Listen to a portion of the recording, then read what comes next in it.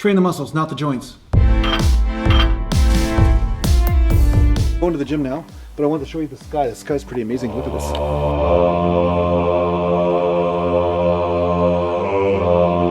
That looks pretty nice. That looks like a pretty nice sky to go to the gym in.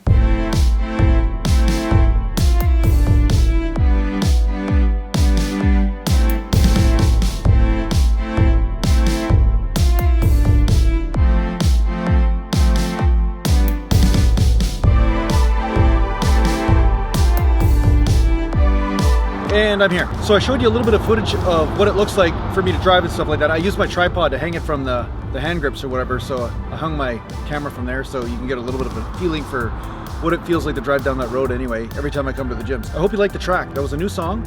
I call it Travels, that's what I call it. And maybe I'll call it something different, but I call it Travels right now, so that's what I'm calling it. And that's a new track, so yeah, that's what I made.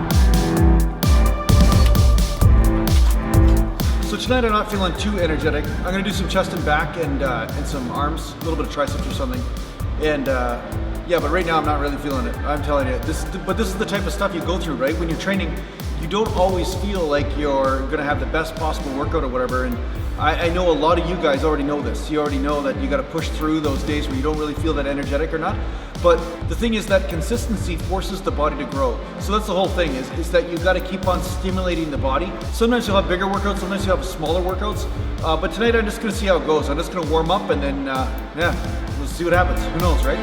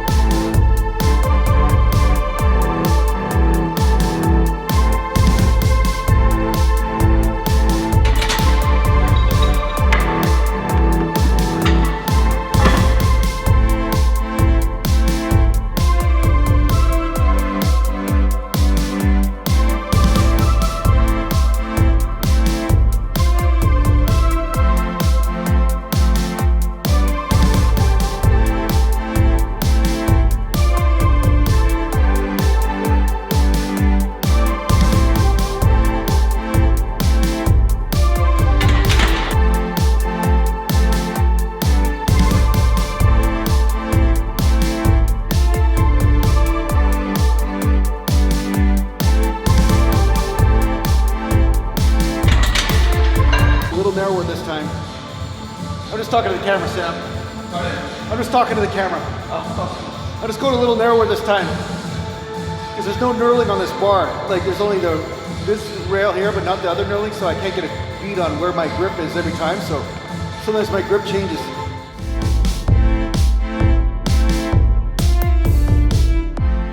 So as you can see, I usually stick to one weight. I just warm up, and after I'm warmed up, then I use a certain weight, and then I do multiple sets with that weight, whether it's 4, 5, 6 sets, and then I may go lighter after I've finished those major sets, but I want to get the heavyweight sets out of the way first. The last thing you want to do is totally fatigue yourself before you get into your heavyweight. And there are many different ways to do this. Some people pyramid the weight up. They do multiple sets and just work up to a maximal type of weight. But for bodybuilding, usually what I do is I pick a rep range that I want to perform for my exercise, and then I choose the weight accordingly. One more second.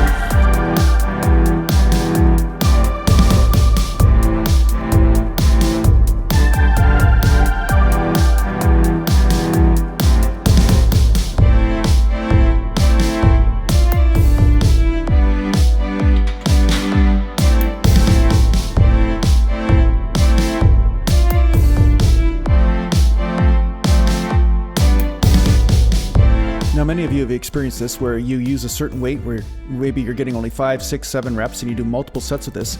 But you notice when you move down to lighter weight, you have a lot more energy left to expend. I mean, you could do a lot more reps with 225. As you're seeing right now, 295, I'm hitting failure multiple sets, but now I'm doing a lot of reps with 225. So this is a way of pushing the muscle deeper into failure, and by doing so, you do get more results. Do you want to do this all the time? No, because you can burn out doing any technique too much, but it isn't a bad idea to do your heavyweight sets and then at the end do a lightweight burnout set.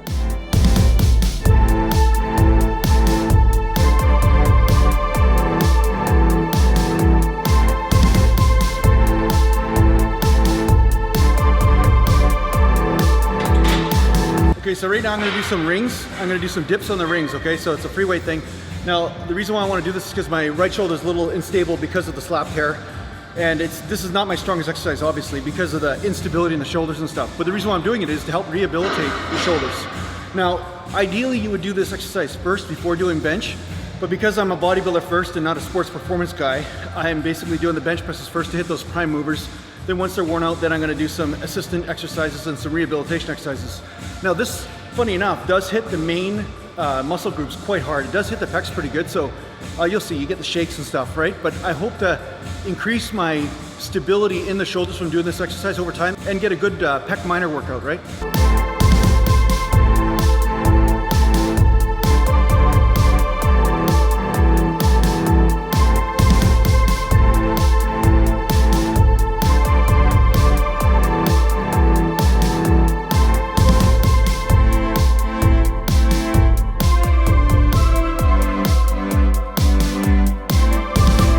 Better at these than I used to be. Last week I did only about 8 or 9, just getting used to the movement, right? But now I got about 20. So yeah, you improve pretty quick, right? Coordination type stuff, you can improve pretty quick.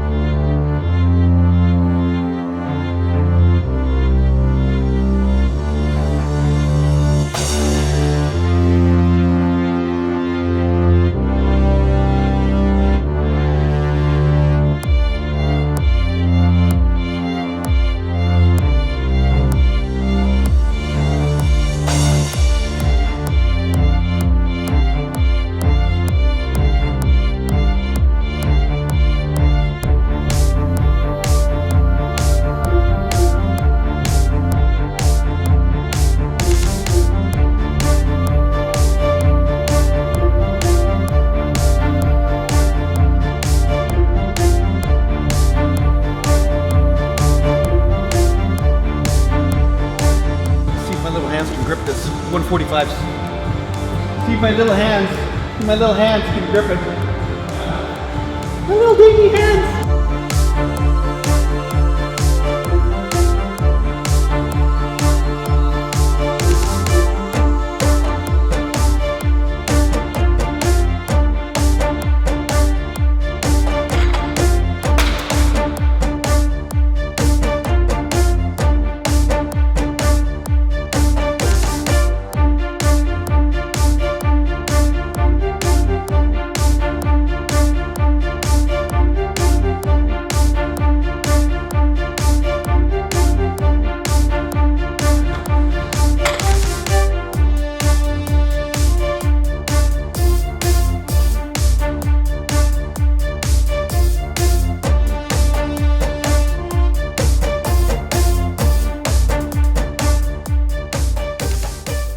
So as you notice, I did a lot more sets for chest than I did for back, but that's because I did a lot of back work the day before. I did a lot of pull-ups.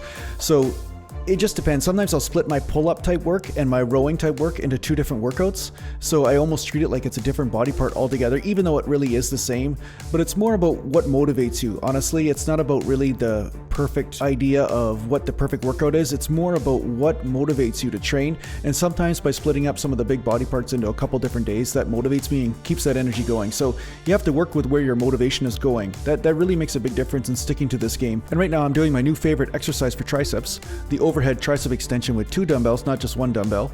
And again, if you guys haven't tried this, honestly, really try it out. And I find that I get best results with this type of movement with 20 reps and above. I know it sounds weird and everything, but the overhead tricep extension still is extremely hard on the elbows, so I find a higher rep range seems to work best, and it keeps the rotator cuff out of it as well. So once you start doing 5 reps, 10 reps with this type of movement, I find the rotator cuff or the internal rotators in the shoulders start to work a little bit too much, trying to stabilize that shoulder joint. As you're in this overhead stretched state, the rotator cuff will try to come in and stabilize the shoulder joint. So you want to really keep that out of it as much as possible, so that way the triceps can really do their job. That way you're not concentrating on trying to stabilize the shoulders of the rotator cuff or keep from dislocating your shoulder the whole time, you know what I'm saying? So a lot of times people get sidetracked with using a little bit too much weight, and their stabilizers become more the weak link rather than the prime movers.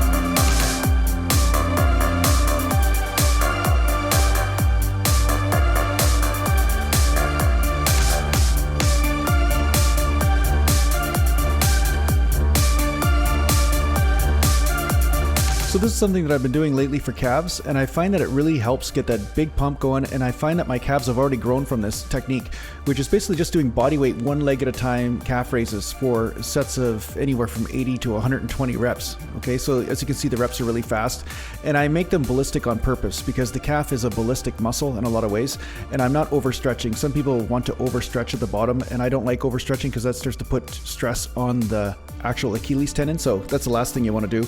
And I still am doing the weights here and there. I am doing standing calf raise with weights on my back and stuff, but I find I hit a different type of failure when I'm doing reps of 100. Okay, so it's a matter of mixing this stuff up. So it's not like this is the only way to grow calves, but I find this has got a couple advantages, and one of those advantages is that I don't need a machine in order to do calves. I can do calves on my stairs at home, I can do calves in my garage, I can do calves at the gym and get them in quickly. If the piece of equipment is being taken, I just jump on a bench or a staircase or something anywhere and I can do it. The other thing is that whatever I can do more often is going to give me more results. I find that frequency is king when it comes down to my body. It seems to really like it. So this is one of the ways that I'm going to be able to keep that frequency in my calf training. All right, so that was another good workout. It was a quick one. It wasn't like a big workout. You know, I like to have big workouts sometimes higher volume, sometimes lower volume. But considering I wasn't feeling that energetic, my strength in my chest, at least in my bench press and stuff, was still there. My bent over row was still there.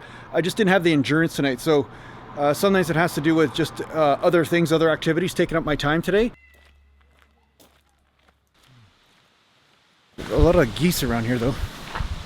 A lot of geese. Okay guys, can I come through here? Are you gonna let me come through here? Looks like I got a roadblock here. Okay. Are you gonna let me come through here? No? Are you sure? You're not gonna let me come through here? Is it okay if I go this way? Can I go this way? Yeah? Okay. Thanks guys. Thanks, yeah, I know. But thank you. Yeah, thanks. Yeah, okay, yeah. They're very territorial. They don't really like it much when you pass by them. They're like, hey, this is my beach. At least they're nice enough to give me warning signs before they chomp me in half. You wouldn't think that geese are really that aggressive, but when they have babies around, they get a little bit different. But basically, it's okay. As long as you get the workout in, that's what matters. So thanks a lot for watching, guys. Oh yeah, and let me know what you thought about the new track, because I just made that just this last week. So I'm gonna be making some more tracks coming soon here. So yeah, stay tuned, keep listening. All the new MP3s are coming your way. All right, take care, man. Share my stuff.